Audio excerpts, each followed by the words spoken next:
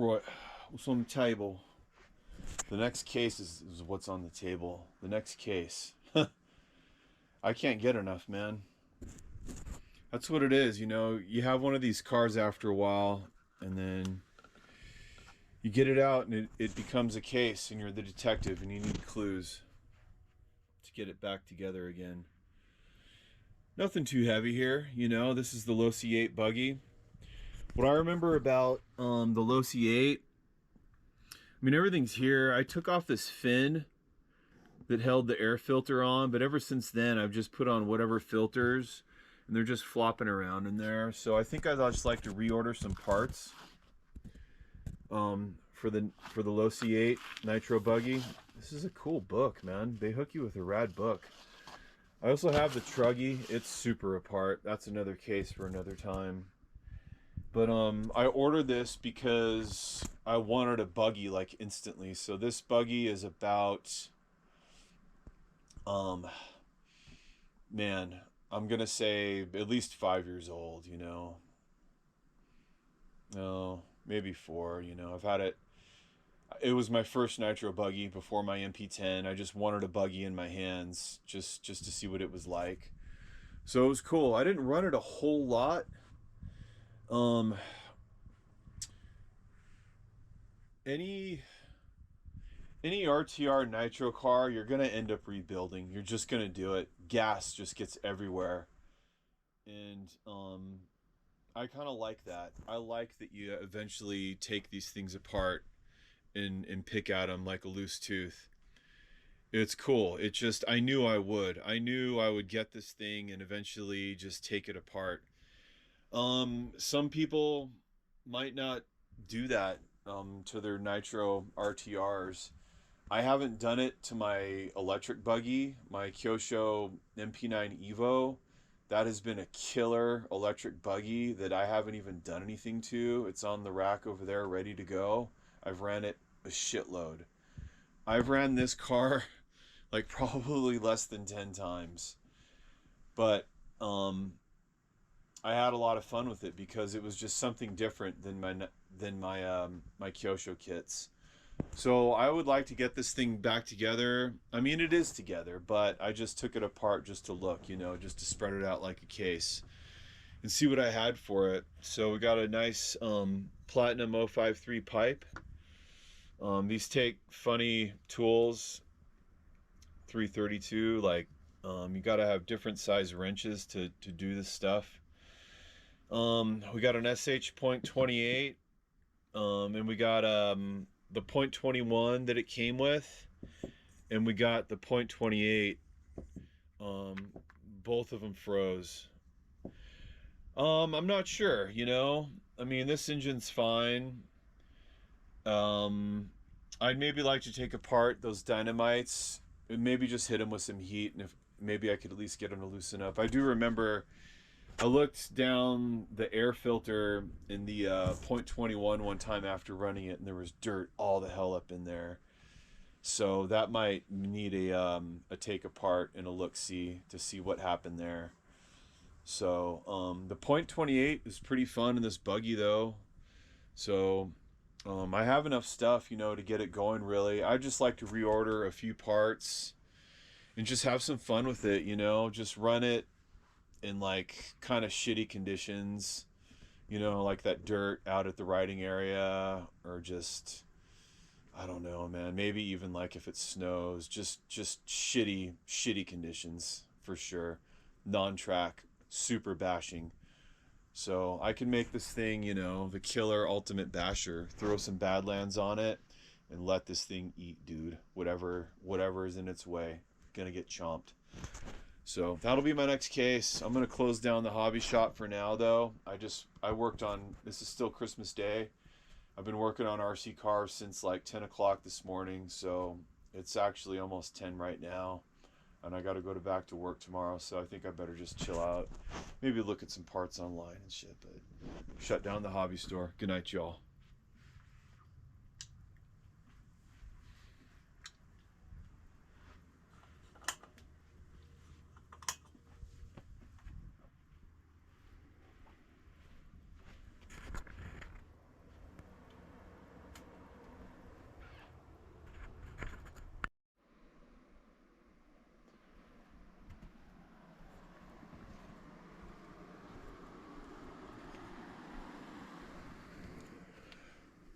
It's the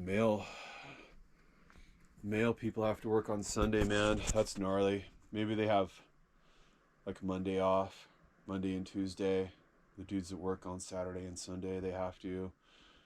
Yeah, the male people, they deliver every day, 7 days a week. So props to the people that work for USPS for, you know, even going out there in a little car full of packages on a Sunday.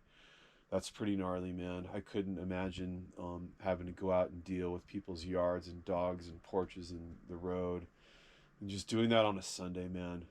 It's kind of a gnarly deal. So I got a package in from AMain. Let's see what I got here. I got some one of them's Basher.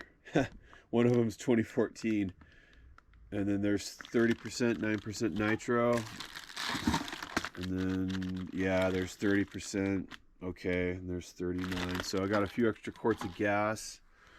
I'm just trying to build up my little refinery for my race coming up here in less than a month.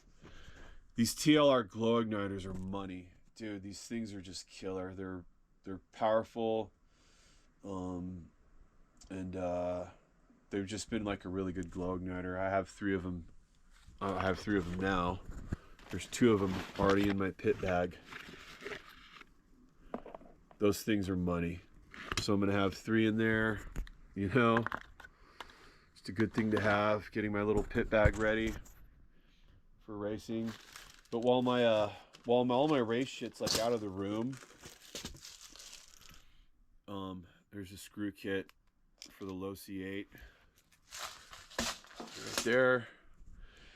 What I do when my race shit is like out is I just get my bash shit. I always do that. I always set up like some bash gear up on the old bench here, air filter set. I'm looking for something else. There's an actual air filter, which is cool, but what else? What else is I wanted to kind of reconstruct just how the air filter sets on the Losi 8 here, which I've, you know, cleaned and just gotten ready for a nice rebuild. And also I have my Savage out, man. So yeah, when all my race stuff goes out, I just reach for more stuff. So this stuff has been out since the last time, the last little video I showed. But what else? We got a .28 pull start. I didn't think I'd ever buy a pull start engine again, but if you want to go monster trucking, you might have to do a pull start.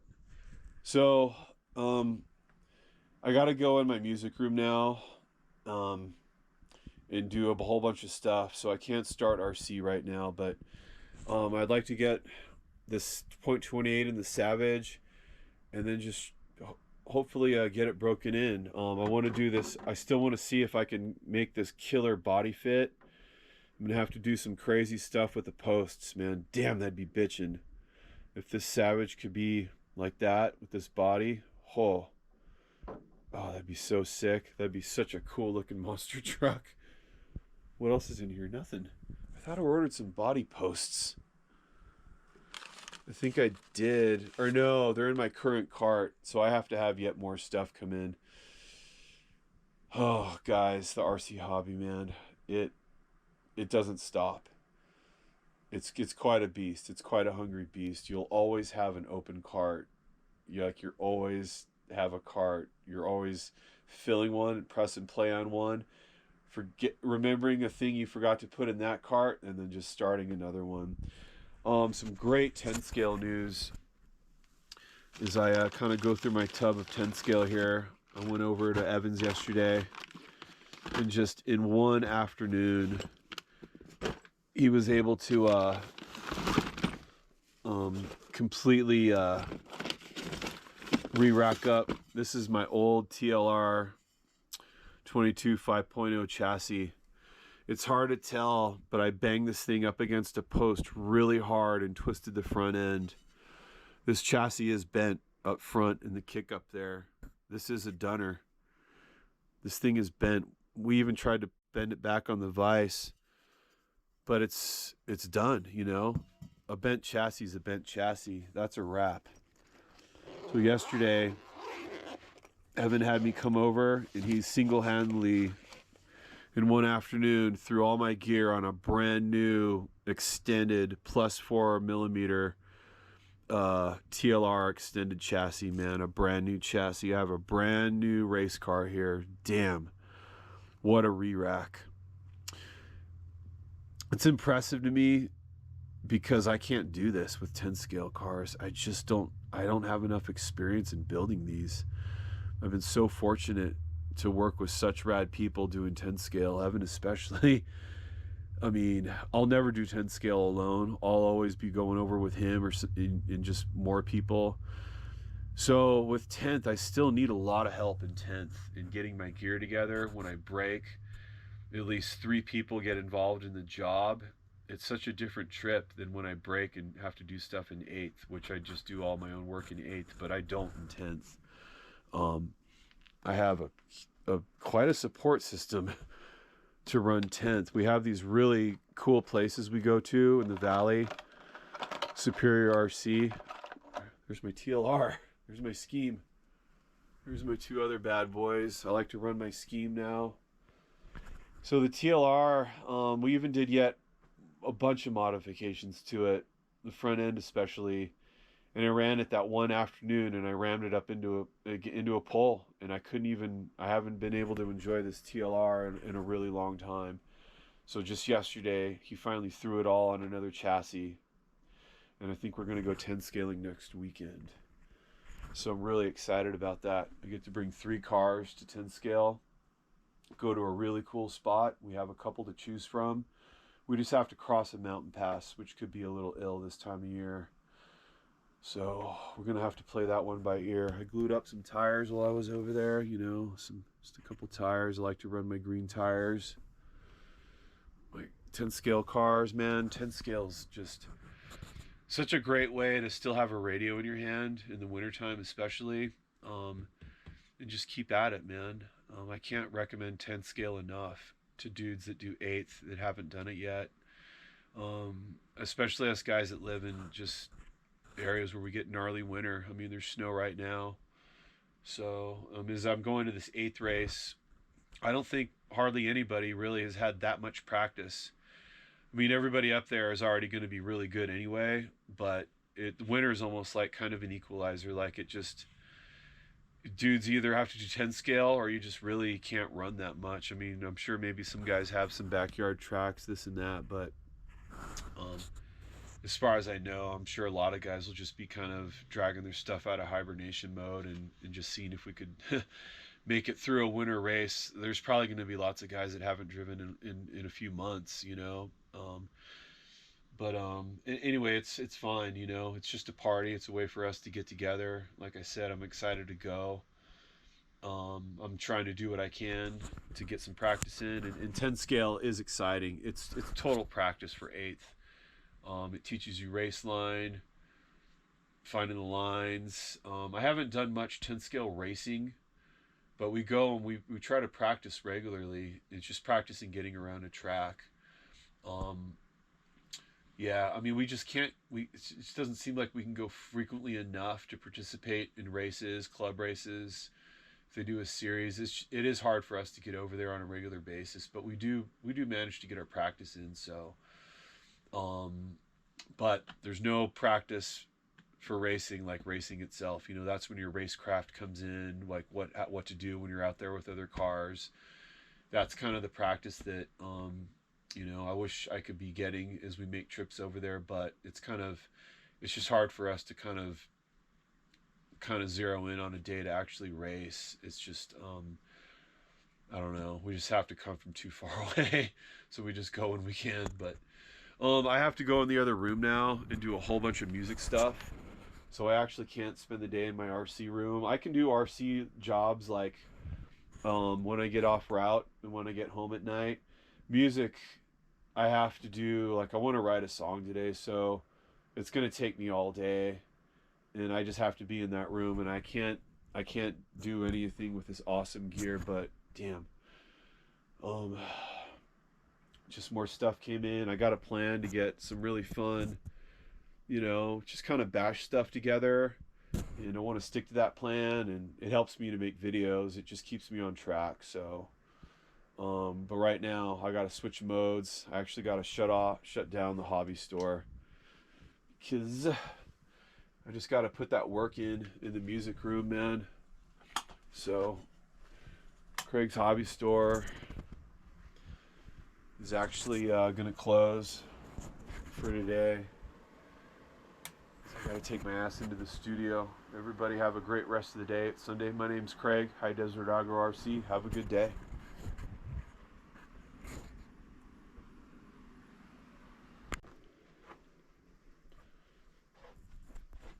Yeah. What's on the table here? Yeah, man. Got our pretty well buttoned up here. We got a Savage X here. And we got a Losi 8 buggy. Everything's put together. We got a few leftover engines here. Just, you know, a .21 Dynamite, a .28. And this HPI engine that came out of the Savage. It ran for a bit, but it just acted real weird. And eventually the one-way bearing just quit like catching. When I would try to like roto start it, it just wouldn't start. The last time I tried to run it also, it just seemed to have kind of tuning issues. It's fine. It's a cool old piece. I don't know that I'll really want to mess with it. It's kind of just cool to have in the collection. It's just old, you know. It acted funny when I was trying to tune it last. I don't know. So I went ahead and just put a pull start Dynamite .28 in here, a brand new one. I have a .28 right here. But I couldn't re-rack up that pin, that little pin that goes with the pull cord. I couldn't replicate that anywhere. Did I buy a whole new engine just because of that pin? I'm not sure. Anyway, I just put a brand new .28 in here with the pull start. I took the little cage thing off. It's just easier to get in here. I was concerned about how a pull cord engine would fit in the Savage. It fits pretty good, man. I think it'll be fine. I don't know if I'm gonna run this Savage with the cage. I want to try to rig up some of my own posts so I can run this other body, you know, this other Agro Bronco body. But I got to do a whole bunch of stuff for that. Anyway, so the flywheel, like everything that came off this engine, I had to put on this .28. I couldn't use like a normal flywheel. Everything was, I had to use all the gear off this HPI engine. So it went fine. I got good gear mesh. I did have to adjust the gear mesh a little bit on the Savage, but I installed a new air filter, you know, got a new air filter on there. The damn thing flops around pretty freely. I don't know if these air filters on the Savages are supposed to anchor to something. I might try to figure something out to get that to chill out a little more. I'm excited about this Savage though, man. I spent some money on some shocks, new fuel tank. This thing's just cool. I just found myself really just constantly wanting to work on this Savage, man. And I've only gotten to run the Savage for just a few minutes with this old HPI engine, so I'm gonna have to, you know, do a break-in. Maybe I could do it inside here. And then just my Losi 8, man, you know. Just some good fun basher gear, really. You know, Dynamite Platinum 053, an SH .28. And just everything's back together. Oh, I reinstalled like the fin that just holds the air filter there. I just had it kind of flopping around. Adjust the camera. I got to use my Porta Juice here.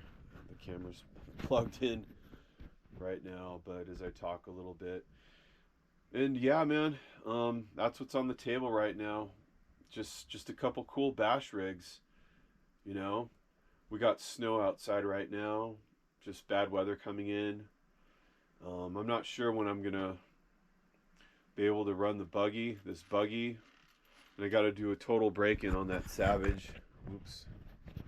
So break-ins take time, man. Holy, do they take time. I'd like to just maybe, I have this hose going out of my window. If I could maybe just run a tank when I get off route and just let it, you know, like run for a little while, and then just heat cycle it as many times as I can, bring it up to 220, check the temps, and then just let it cool back down to room temp, you know, make sure the piston's at the bottom, typical break-in stuff. I haven't broken an engine on my own in a really long time. I send them out.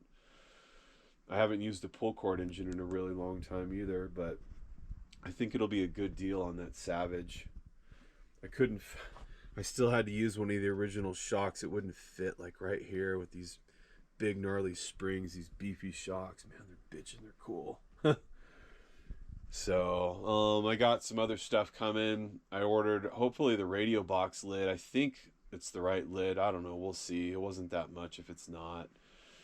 So, I got another little shipment coming from Amine for this Savage.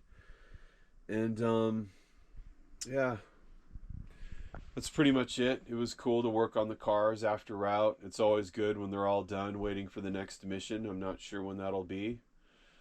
But, yeah, I guess that's all I got to talk about, you guys. My name's Craig, High Desert Agro RC. Have a good night.